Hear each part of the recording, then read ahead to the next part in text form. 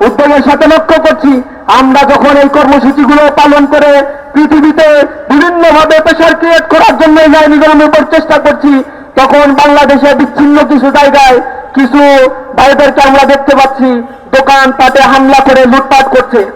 এগুলো কখনোই আমরা কামনা করি না। এ সকল হীন কর্মকাণ্ড থেকে সকলকে বিরত থাকার জন্য আহ্বান জানাই।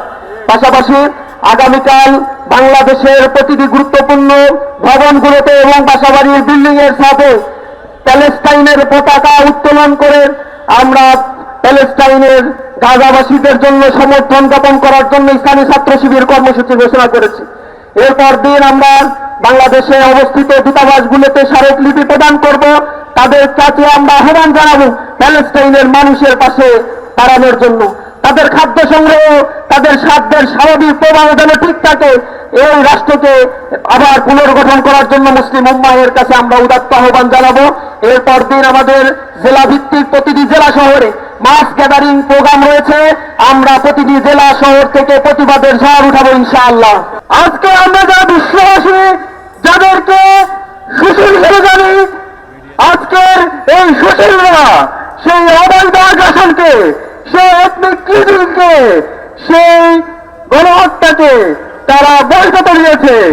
আজকে বিশ্ব মানবতাকে আমরা জিজ্ঞেস করতে চাই, তোমরা যে তৈরি করেছো মানবাধিকারের চার্টার, তোমরা যে আইসিসিএসপিআর, আইসিএসপিআর, কনভেনশন এগেইনস্ট টর্চার, চমৎকার চমৎকার তোমরা মানবাধিকারের সনদ তৈরি করেছো। আজকে তোমাদের মানবাধিকারের সনদগুলো কোথায়? ফিলিস্তিনের সকল মানুষকে, গাজাকে তারা ধ্বংসস্তূপে পরিণত করেছে। আমরা পুরা পৃথিবীর মুসলিম বিশ্ব, পুরা পৃথিবীর মানবতাবাদী জনগণ এই হত্যাকাণ্ডের তীব্র নিন্দা এবং প্রতিবাদ জানাচ্ছে। আমরা বলতে চাই প্যালেস্টাইনের শিশুরা এখনো লড়াই জারি রেখেছে, প্যালেস্টাইনের মানুষেরা লড়াই জারি রেখেছে।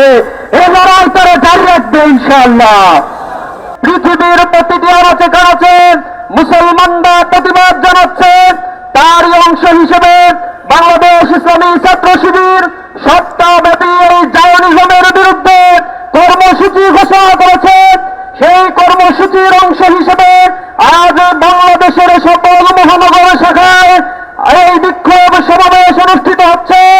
এই বিক্ষোভ সমাবেশ থেকে আমরা ওই জায়নিজমকে বলে দিতে চাই, বাংলাদেশ থেকে লক্ষ কোটি তৌহিদি জনতা তোমাদেরকে জানিয়ে দিতে চায়, বাংলাদেশ থেকে আমরা বলছি ওই ফিলিস্তিনে যদি এই জায়নিজম তোমরা বোমা নিক্ষেপ করো, নিঃসন্দেহে আল্লাহ রাব্বুল আলামিন তোমাদেরকে সেভাবে ধ্বংস করে দিবেন যেভাবে আবাবিল পাখি তাদের প্রাণ করে আপনার বাহিনীকে ধ্বংস করে দিয়েছিলেন।